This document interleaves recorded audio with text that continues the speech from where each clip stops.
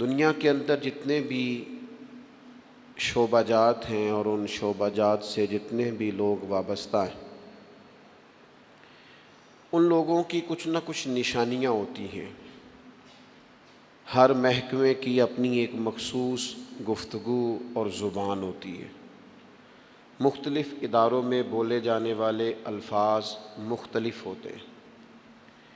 انسان بعض اوقات اپنے کام سے، بعض اوقات اپنی زبان سے، بعض اوقات اپنے لب و لہجے سے پہچانا جاتا ہے کہ یہ کس شعبے کا آدمی ہے۔ آپ کسی شخص کو پگڑی داڑھی کے اندر دیکھتے ہیں تو اگرچہ اس نے فقط سنت شریعت سمجھ کر ہی اسے رکھا ہوا ہوتا ہے، لیکن اسے دیکھ کے بعض لوگ کہہ دیتے ہیں حافظ صاحب تشریف لائیے، قاری صاحب یہاں بیٹھیے، حضرت یہاں آ جائیے، کیونکہ عرف عام کے اندر یہ مزاج ہوتا ہے کہ داڑھی شریف، امامہ شریف یہ وضاقت علماء کی، قراء کی، حفاظ کی ہوتی ہے۔ اسی طریقے سے اگر کسی شخص کو آپ دیکھتے ہیں کہ اس نے ایک مخصوص لباس پہنا ہے اور ایک مخصوص آلہ گلے میں لٹکایا ہوا ہے، تو آپ اسے دیکھ کر پہچان جاتے ہیں کہ یہ شخص ڈاکٹر ہے، تو آپ اس سے ظاہر ہے اس کے شعبے کے بارے میں گفتگو کرنی شروع کر دیتے۔ کسی بھی شعبے سے تعلق رکھنے والا کوئی بھی شخص ہوتا ہے، اس کی کچھ علامات ہوتی ہیں، اس کے کچھ اوصاف ہوتے ہیں، اس کے اندر کچھ خوبیاں پائی جاتی ہیں۔ اس کے اٹھنے بیٹھنے، کام کرنے سے اور گفتگو کرنے سے اندازہ ہو جاتا ہے کہ بندہ کس شعبے کا ہے، کس مزاج کا ہے، کس طبیعت کا ہے۔ تو دنیا کے اندر اگر بہت سارے لوگ اپنے معاملات سے، گفتگو سے، آنے جانے سے پہچانے جاتے ہیں، تو بلا مثال و بلا تشبیہ سمجھانے کے لیے عرض کرتا ہوں، بندہ مومن کے اندر بھی کچھ خوبیاں ہوتی ہیں۔ جس طرح ڈاکٹری کی ڈگری لینے کے وجہ سے وہ ایک انسان تھا، عام آدمی تھا، لیکن ڈاکٹر بننے کے بعد اس کے اندر کچھ اضافی خوبیاں آئیں گی تو اسے ڈاکٹر مانا جانا، پہچانا جائے گا۔ عالم بننے کے بعد یا کسی بھی شعبے کا کوئی بھی ماہر بننے کے بعد اس کے اندر کچھ مخصوص خوبیاں آتی ہیں تو پھر اسے اس نام سے پکارا جاتا ہے۔ یاد رکھیے گا میرے عزیز، عام بندہ، عام انسان جب مسلمان ہو جاتا ہے، جب مومن ہو جاتا ہے، کلمہ پڑھ لیتا ہے، اللہ رسول پر صدق کے دل سے ایمان لاتا ہے، اس کے اندر کچھ علامات پیدا ہوتی ہیں، اس کے اندر کچھ خوبیاں آتی ہیں، اس کا اٹھنا بیٹھنا، بات کرنا وہ بدل جاتا ہے۔ وہ جب کسی اچھی چیز کو دیکھتا ہے تو ماشاءاللہ کہتا ہے، سبحان اللہ کہتا ہے۔ وہ کسی چیز پر شکر ادا کرتا ہے تو الحمدللہ کہتا ہے۔ وہ جب بات چیت کرتا ہے تو اس کے لفظوں، جملوں، بات کرنے کے انداز سے محسوس کیا جا سکتا ہے کہ بندہ مسلمان ہے، مومن ہے۔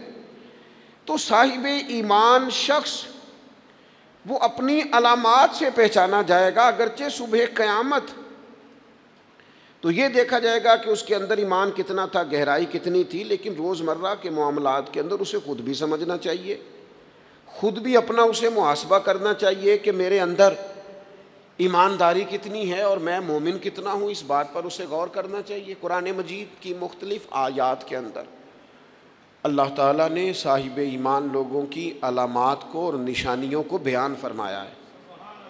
آپ سورہ بقرہ پڑھیں گے تو ھدی للمتقین الذین یؤمنون بالغیب ویقیمون الصلاۃ ومما رزقناہم ینفقون، یہ علامات صاحب ایمان کی بیان کی۔ سورہ مومنون کے آغاز میں اللہ تعالیٰ نے صاحب ایمان لوگوں کی علامات کو بیان کیا، مختلف جگہوں پر مختلف انداز میں۔ قرآن حکیم کے اندر صاحب ایمان لوگوں کے تذکروں کو اللہ کریم نے بیان فرمایا۔ میں نے سورہ انفال کا ایک مقام آپ کے سامنے تلاوت کیا ہے۔ ان آیات کے اندر اتر کر، ان کی گہرائی میں غور کر کے، اور ان آیات کے اندر اللہ تبارک و تعالیٰ نے جو انداز کریمانہ اپنے کلام میں اختیار فرمایا ہے، اور جس خوبصورت پیرائے میں اور جس خوبصورت ترتیب میں اور جس حسن معنوی کے ساتھ قرآن مجید نے بندہ مومن کی شانوں کو بیان فرمایا ہے، اس پہ ذرا اتر کر دیکھیں، اس کا ذرا کیف لے کر دیکھیں۔ فرمایا انما المؤمنون الذین اذا ذکر اللہ وجلت قلوبہم، فرمایا بے شک ایمان والے تو وہ لوگ ہیں جب اللہ کا ذکر کیا جاتا ہے تو ان کے دل ڈر جاتے ہیں. وجلت قلوبہم، اللہ تعالیٰ کے جلال کے ساتھ ان کے دل ڈرتے ہیں، ہیبت زدہ ہو جاتے صرف اللہ کا ذکر کر دینے سے ہی. اور قرآن مجید کا حسن دیکھیں، یہ نہیں فرمایا بندے ڈر جاتے ہیں، وجلت قلوبہم، ان کے دل ڈر جاتے ہیں، ان کے دلوں پر ہیبت طاری ہو جاتی، ڈر جاتے. وَإِذَا تُلِيَتْ عَلَيْهِمْ آيَاتُهُ زَادَتْهُمْ ایمانا، اور فرمایا جب اللہ کی آیتیں ان پر تلاوت کی جاتی ہیں تو ان کا ایمان ترقی پا جاتا ہے. اللہ کا ذکر ہو تو دل ڈر جاتے ہیں، قرآن مجید پڑھا جائے تو ایمان ترقی پذیر ہو جاتا ہے، مضبوط ہو جاتا ہے، اس کے اندر اللہ تبارک و تعالیٰ کیف میں اضافہ کر دیتا ہے. یہ صاحب ایمان آدمی کی شان ہے.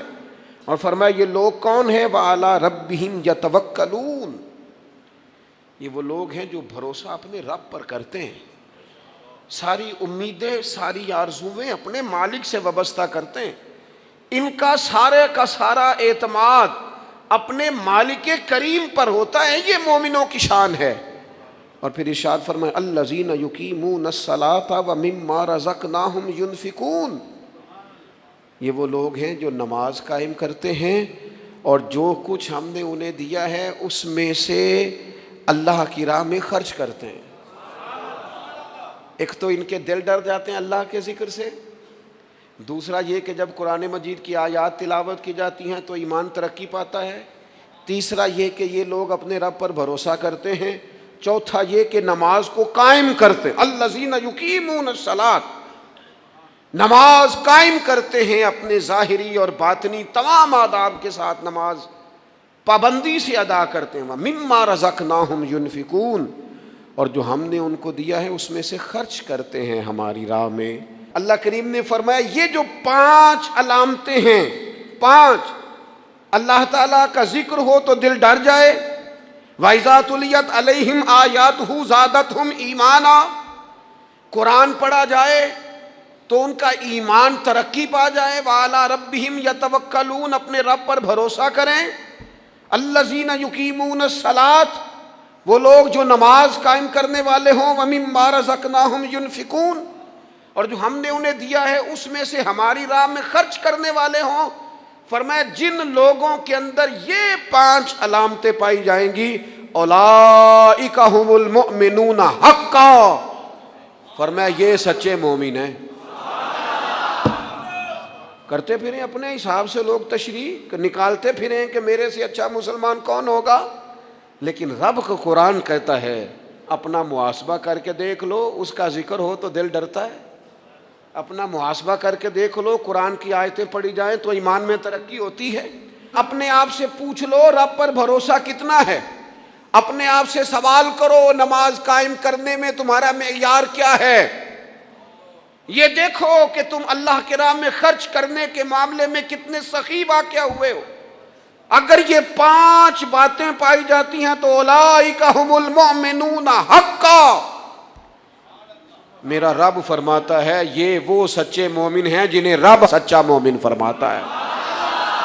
یہ اللہ کا فیصلہ ہے کہ اولئک ھم المؤمنون حقا، یہ سچے مومن ہیں، یہ سچے مومن ہیں، یہ سچے مومن ہیں.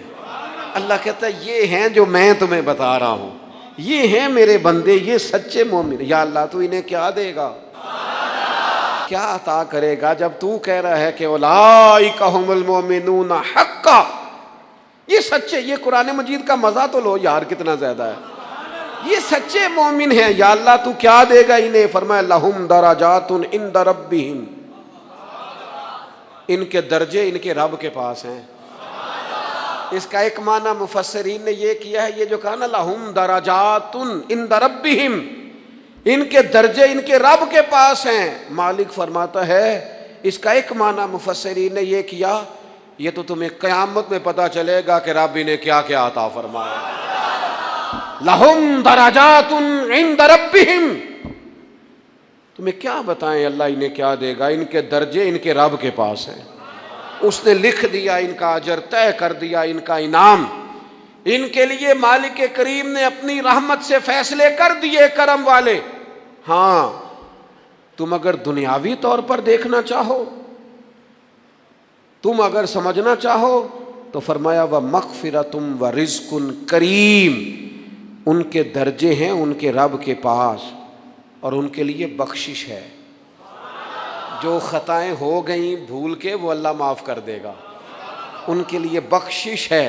اور یہ مت سمجھنا کہ صرف آخرت میں ہی نتیجہ ملے گا، یہ مت سمجھنا صرف بخشش ہی ملے گی، یہ مت سمجھنا کہ صرف اخروی زندگی ہی بہتر ہوگی۔ وَرِزْقٌ کریم، فرمایا ان کے لیے عزت والی روزی ہے۔ اوئے ہوئے ہوئے، اللہ کرے آپ سمجھیں قرآن مجید کا مزہ۔ وَرِزْقٌ کریم، انہیں میں باعزت رزق عطا کروں گا، روزی بھی ملے گی پر کہیں رسوا نہیں ہونا پڑے گا، روزی ملے گی پر ذلت والی نہیں۔ وَرِزْقٌ کریم، کبھی پلٹ کے دیکھو نا رب کے بندوں کی شان، اللہ انہیں رزق عطا فرماتا ہے تو عزت والا عطا فرماتا ہے۔ وقار والی روزی میں دوں گا، وقار والی۔ بس تم 5 چیزیں پیدا کرو اپنے اندر۔ ایک تو یہ دیکھو جب رب کی یاد ہوتی ہے تو دل ڈرتا ہے کہ نہیں، قرآن پڑھا جاتا ہے تو ایمان مضبوط ہوتا ہے کہ نہیں، تمہارا رب پر بھروسہ کتنا ہے، اعتماد خالق کتنا ہے، یہ اپنے اندر پیدا کرو۔ اور فرمایا نماز قائم کرو، اللہ کے راستے میں خرچ کرو۔ تم یہ 5 چیزیں پیدا کرو، رب کہتا ہے مومن بھی تم پکے ہو، درجے بھی بڑے دوں گا، جو خطائیں غلطی سے ہو گئیں وہ معاف بھی کر دوں گا۔ وَرِزْقٌ کریم، روزی ملے گی عزت والی۔ یہ کامل مومن کی نشانیاں قرآن مجید سورہ انفال میں بیان۔ ہم نا بعض ایسی چیزوں کا آہستہ آہستہ شکار ہوتے جا رہے ہیں جن میں ہمیں انتہائی زیادہ سمجھداری کی ضرورت ہے، معاملہ فہمی کی ضرورت۔ بندہ مومن کیا ہوتا ہے، اس کی علامتیں ہوتی ہیں، اس کی شانیں ہوتی ہیں۔ مومن کا ایک اپنا وقار ہوتا ہے، اس کی اپنی ایک الگ وزاداری ہوتی ہے، اس کا ایک اپنا اللہ تبارک و تعالیٰ نے سٹیٹس بنایا ہوتا ہے۔ ہمیں اپنا معیار قائم کرنا چاہیے، اور معیار وہ قلب سے قائم ہوگا، وہ روح سے قائم ہوگا، وہ باطن سے قائم ہوگا۔ بندہ مومن کا مقام سب سے پہلے اسے خود پتہ ہونا چاہیے کہ میرا توکل کتنا مضبوط ہے، اسے خود پتہ ہونا چاہیے۔ مجھے نہیں پتا آپ میں سے فجر کس کس نے پڑھی ہے، مجھے تو اپنا پتہ ہے۔ یہ ہمیں خود پتہ ہونا چاہیے کہ ہمارا معیار کیا ہے نماز کے معاملے میں۔ میں نہیں جانتا آپ کی جیبوں میں کتنا ہے اور آپ کتنا اللہ کی راہ میں خرچ کرتے ہیں، یہ بندے کا رب سے رشتہ ہے، یہ آپ جانے، آپ کا خدا جانے، میں جانوں، میرا رب جانے۔ اللہ کی ذات پر بھروسہ کتنا ہے، یہ لوگوں سے نہ پوچھتے پھریں، لوگوں کو نہ بتاتے پھریں، یہ تو دل کا معاملہ، اپنے آپ سے پوچھیں، اپنے آپ کو خود اپنے سامنے کھڑا کریں، اپنا حساب خود کریں، اپنے سے کبھی کبھی سوال و جواب کریں، اپنے سے گفتگو کریں۔ پر کیا کریں، ہم ساری زندگی اپنا دنیاوی معیار ہی ٹھیک کرتے رہے، اپنے پیسوں کا حساب ہی لگاتے رہے، گھر، مکان، گاڑی، سٹیٹس، آنا جانا، سلام دعا کتنی ہے۔ یہ ساری چیزیں جن لوگوں کی مضبوط ہیں، نیند ان کی کچی ہے۔ دنیاوی سٹیٹس جتنا لوگوں کا مضبوط ہے، سوچیں ان کی ٹوٹی ہوئی ہیں، نظریات بکھرے ہوئے ہیں، لفظوں اور جملوں میں کمزوری ہے، باتیں جو ہیں وہ محسوس ہوتا ہے کہ ابھی تک یہ بندہ اطمینان ہی نہیں حاصل کر سکا زندگی میں، ابھی تک کوئی گفتگو پکی نہیں، کسی بات میں وزن نہیں، کسی جگہ ٹھہراؤ نہیں، کب ہوگا؟ رب کہتا ہے پہلے اپنے دل سے پوچھ، یہ ادھر ادھر کی باتوں سے تو ڈرتا ہے، یہ رب سے کتنا ڈرتا ہے۔ پتہ ہے نبی پاک علیہ السلام کے صحابہ کا سٹیٹس کیا تھا، معیار کیا تھا رب سے ڈرنے کا؟ 2 چیزیں ایمان کو مضبوط کرتی ہیں، ایک رب سے ڈرنا، ایک اس کی رحمت کی امید رکھنا۔ اللہ تعالیٰ کی رحمت کی امید بھی رج کے رکھنی ہے، اور اس سے ڈرنا ہے تو پھر بھی ذرا صحیح کر کے ڈرنا ہے، کچا پکا نہیں ڈرنا۔ ڈرنے کی کہانی نہیں بنانی کہ ہو جی اللہ سے ڈر لگتا ہے، وہ ڈرنا ہے۔ اس ڈرنے سے مطلب ہو کہ اعمال سنوریں، اخلاق کردار کے معاملے میں انسان مضبوط ہو جائے، دیانتدار ہو جائے، سچائی والا ہو جائے، صبر و تحمل والا ہو جائے، امید بھی رج کے رکھنی ہے، ڈرنا بھی رج کے ہے۔ ایک بات ہے سیدنا عمر کی، شیر کی باتیں شیروں جیسی، حضرت فاروق اعظم کی ایک بات اس مضمون پر بڑی طاقتور ہے۔ حضرت عمر فرمایا کرتے تھے مجھے اپنے رب کی رحمت سے امید اتنی ہے کہ نبیوں رسولوں پیغمبروں کے بعد اگر یہ اعلان ہوا نا کہ ساری دنیا کے لیے فیصلہ اور ہے، ایک بندہ صرف جنت میں جائے گا، تو حضرت عمر کہتے ہیں مجھے پکا یقین ہے رب بڑا مہربان ہے، عمر کو جنت دے گا، یہ میری امید ہے اپنے مالک سے، وہ بڑا کریم ہے، مجھے پتہ ہے میرے اوپر بڑی رحمت کرتا ہے، مجھ سے میرا مالک بڑا پیار کرتا ہے، اس نے کہنا چل تو کمزور ہے سب سے تو جنت میں جانا۔ فرمایا جو بغیر حساب کے ایک جنت میں جائے گا لگتا ہے میرے اوپر کرم کرے گا میں جاؤں گا، لیکن حضرت عمر کہتے ہیں مجھے ڈر اتنا لگتا ہے، اس لیے کہ جتنا کریم ہے نا اتنا بے نیاز بھی ہے، تے بے پرواہ نال یاری لا کے پیندے نے دکھ سہنے۔ کہتے ہیں اس کی بے پرواہی سے اتنا ڈرتا ہوں کہ اگر قیامت میں اعلان ہوا نا سب جنت میں چلے گئے، ایک رکے اس کا حساب سخت ہے، اس سے باز پرس کرنی ہے، استفسار کرنا ہے، ایک رکے۔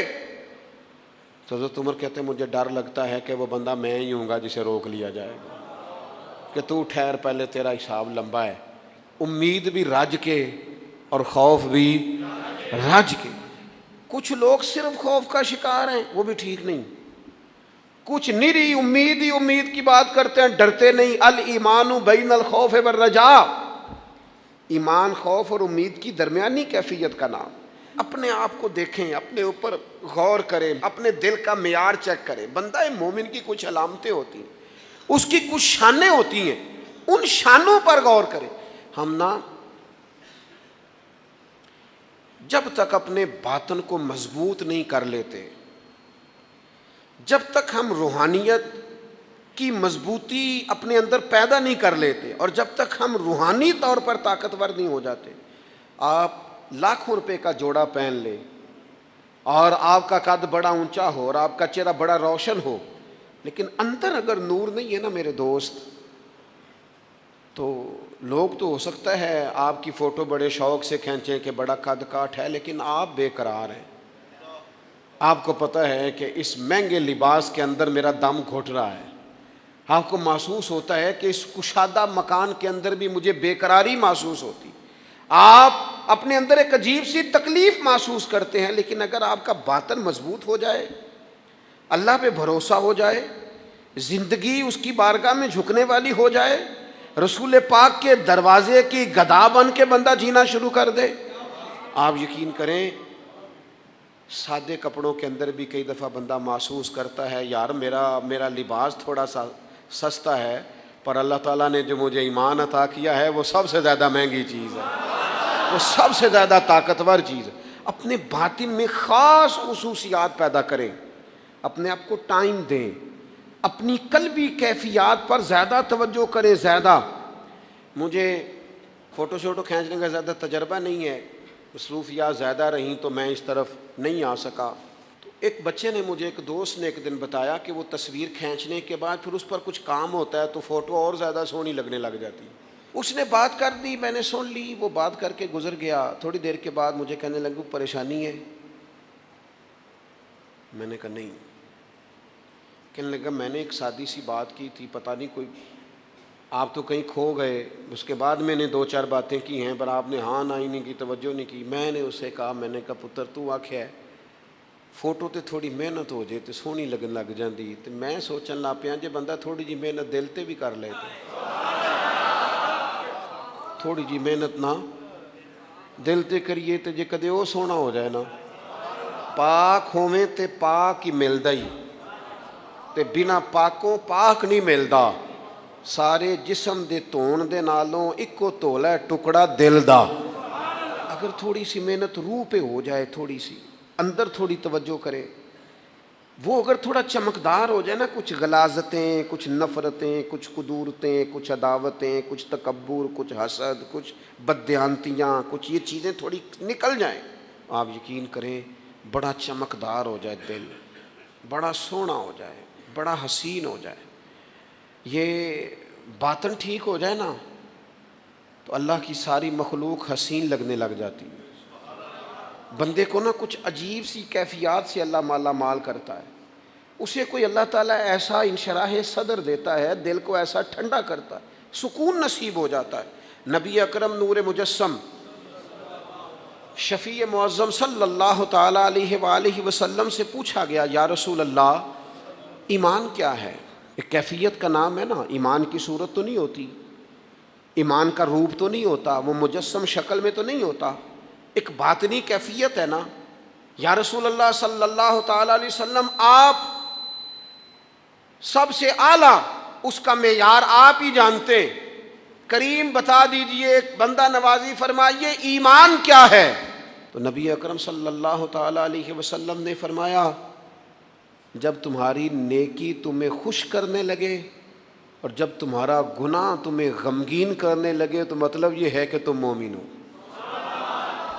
اور اگر گناہ کر کے بھی تم غمگین نہیں ہوتے، تکبر کر کے بھی تم غمگین نہیں، حسد کر کے بھی غمگین نہیں، حرام کھا کے بھی غمگین نہیں، لوگوں کا دل توڑ کے بھی غمگین نہیں، کسی کے حق پہ قبضہ کر کے بھی تمہیں غم کوئی نہیں، بہت سارے لوگوں کو بیوقوف سمجھ کر، نادان سمجھ کر، احمق کہہ کر، جاہل کہہ کر، عزتیں اتار کر بھی تم غمگین نہیں ہوتے، تو اس کا مطلب ہے تم نے معیار ایمان کو نہیں پایا۔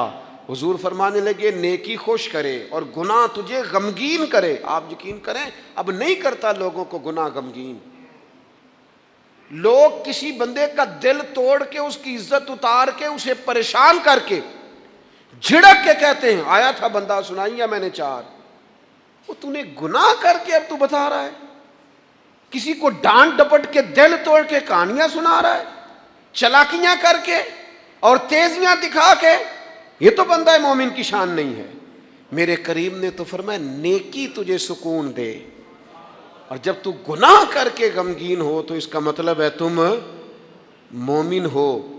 تو فوراً عرض کی، یا رسول اللہ پھر بتا دے گناہ کیا ہوتا ہے؟ تو حضور فرمانے لگے جو چیز تیرے دل میں کھٹکے وہی تو گناہ ہے۔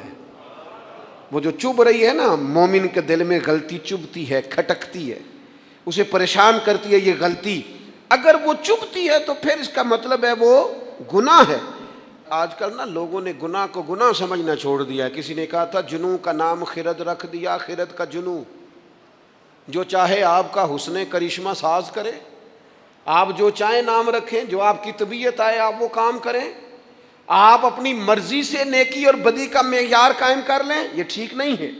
اللہ کے رسول صلی اللہ تعالی علیہ وسلم نے جو آئینہ ایک بندہ مومن کے لیے بنایا ہے، اس آئینے کو ہمیشہ برقرار رکھا جائے، اپنے اندر وہ علامات تلاش کی جائیں جو ایمان کے بعد مومن کے اندر تبدیلیاں آتی ہیں، قلبی طور پر، روحانی طور پر اور اخلاقی طور پر۔ میں دیکھتا ہوں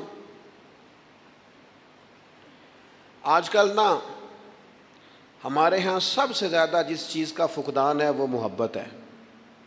ہمارے لہجے، ہمارا انداز، ہمارا طریقہ، ہمارا اٹھنا بیٹھنا، اس کے اندر نا محبت نہیں، ہم نا لہجے الفت والے نہیں، مزاج محبت والا۔ کسی جگہ یار کوئی چلو پنجابی بندے ہیں، ایک دیسی گل تو سنانے میں مزہ آئے گا۔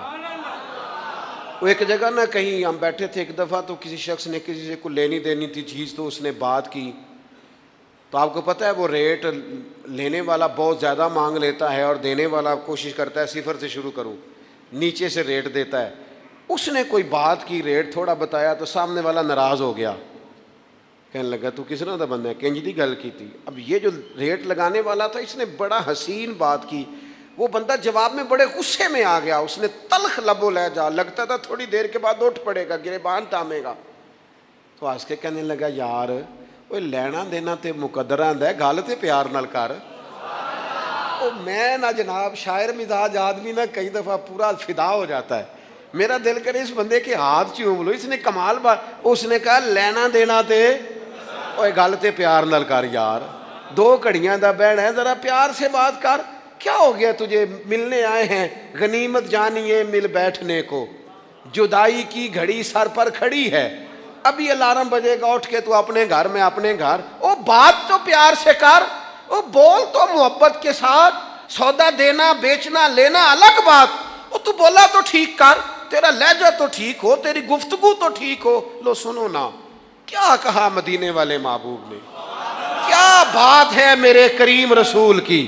حضور نے بات کھول کر بیان کر دی, مشکات میں موجود ہے. حضور فرمانے لگے اللہ کو ماننے والا, میرا کلمہ پڑھنے والا, فرمایا جو مومن ہوتا ہے نا, مومن ہوتا ہی الفت والا ہے, مومن ہوتا ہی محبت والا ہے. مومن اور محبت یہ لازم و ملزوم ہے.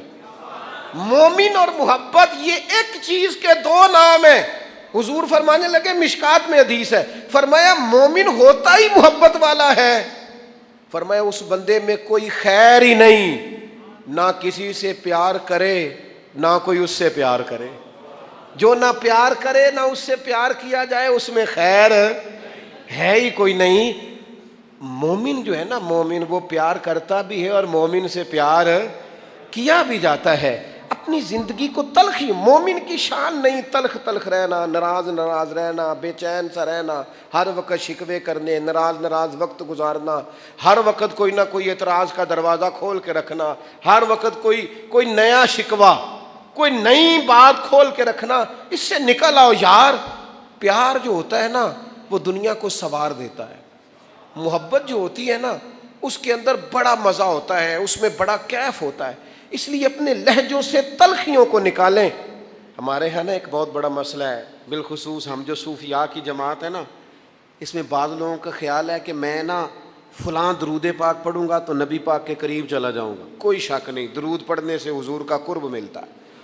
بعض لوگوں کا خیال ہوتا ہے کہ نعت شریف کی برکت سے محبوب کے قریب جاؤں گا. کوئی شک نہیں, نعت پڑھنا اور نعت سننا یہ بندے کے دل کو حضور کی محبت کے اندر بڑا مضبوط کر دیتا ہے. کچھ لوگوں کا معیار ہوتا ہے کہ میں اتنے وظائف اس ٹائم میں مکمل کروں گا تو میں نبی پاک کے قریب جاؤں گا.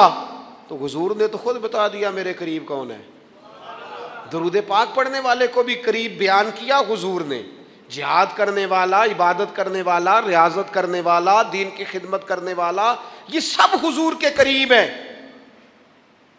پر نبی پاک علیہ السلام نے فرمایا تم میں سے, یہ بخاری ہے, فرمایا تم میں سے میرے یہاں میرے قریب سب سے محبوب وہ شخص ہے جس کے اخلاق زیادہ اچھے ہیں,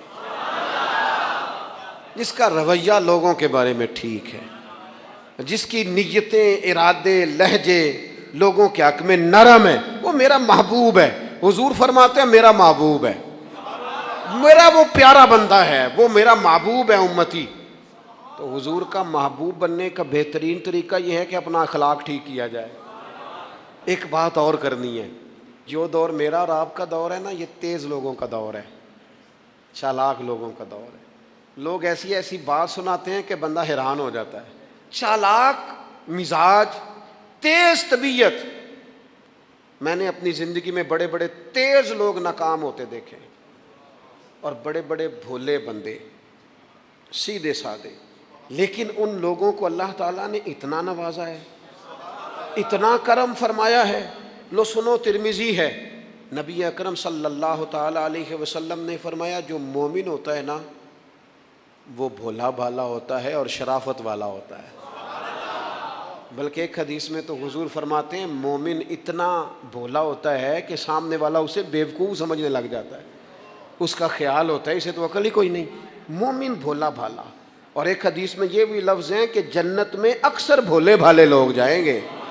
یہ جو تیزیاں ہیں نا, انسان کا سمجھدار ہونا اور بات ہے, انسان کا تدبر والا ہونا, فہم و فراست والا ہونا اور بات, لیکن چلاک ہونا, مکار ہونا, شیشے میں اتارنا, لوگوں کو اپنے قابو میں کرنے کی کوشش کرنا, اس کو شریعت پسند نہیں کرتی.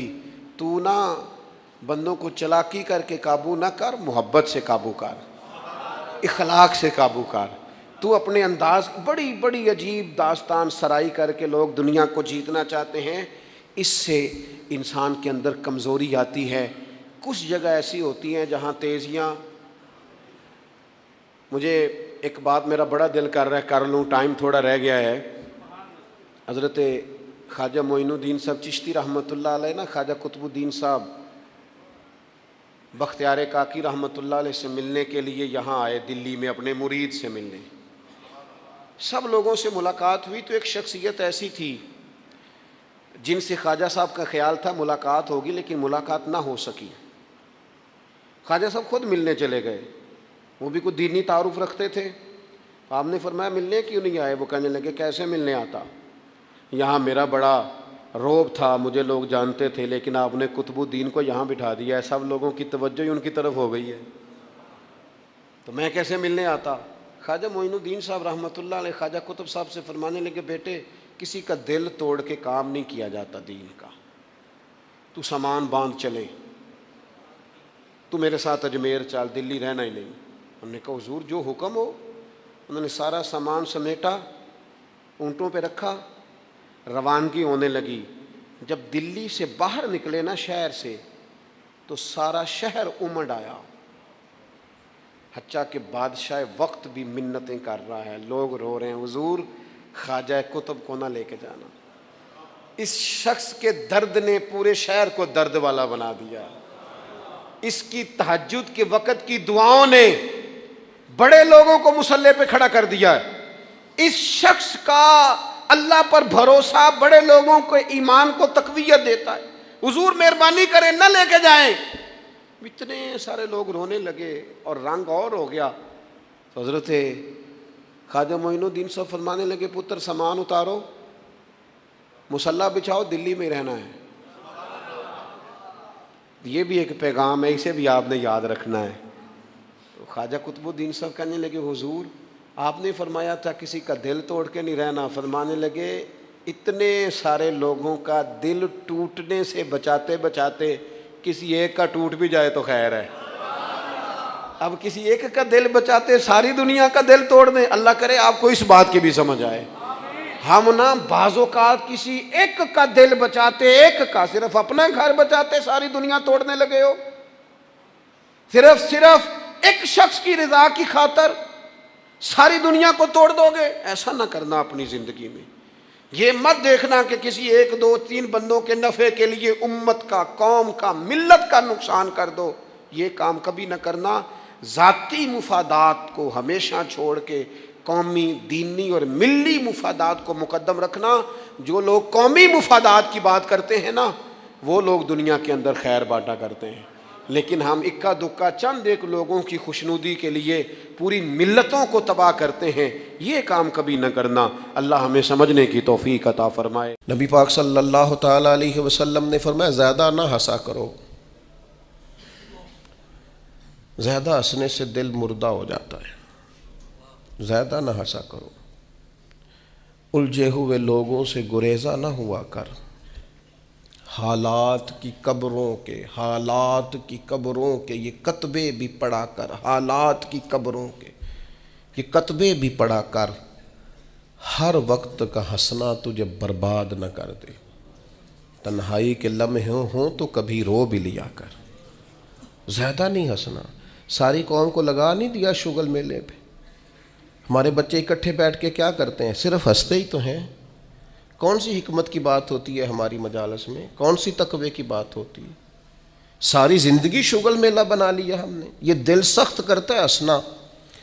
حضرت یحییٰ ابن معاذ فرماتے ہیں زیادہ روٹی نہ کھایا کرو، دل سخت ہو جائے گا، تمہاری طلب ہی صرف روٹی رہ جائے گی، کھانا ہی رہ جائے گا۔ حضرت عیسیٰ علیہ السلام فرمانے لگے زیادہ نہ بولا کرو، اپنے جملوں کو بے وقت نہ کرو، اپنے لفظوں کی قدر پہچانو۔ جو لوگ زیادہ بولتے ہیں ان کے دل سخت ہو جاتے ہیں۔ آپ کی باتیں تھوڑی ہوں، معنی خیز ہوں، حکمت امیز ہوں، تھوڑے جملے ہو، جچی تلی نپی شستہ شائستہ گفتگو ہو، وہ کیا کرے گی؟ وہ دل کو نرم کرے گی۔